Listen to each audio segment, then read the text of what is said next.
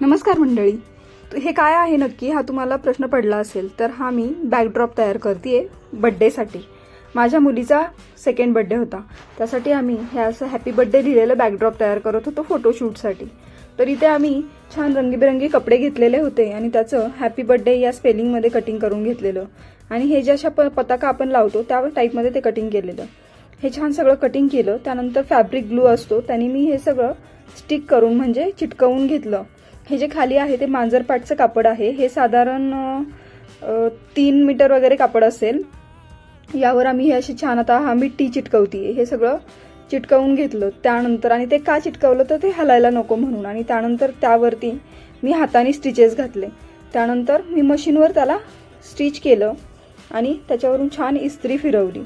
त्यानंतर इतकं ते सुंदर आणि अप्रतिम असं दिसत होतं बॅकड्रॉप की त्याच्यामध्ये फोटो पण इतके सुंदर आले माझ्या बाळाचे.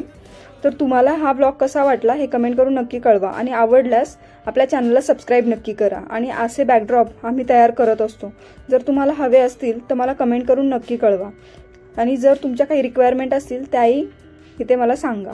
चला भेटूया नेक्स्ट ब्लॉगमध्ये. बाय.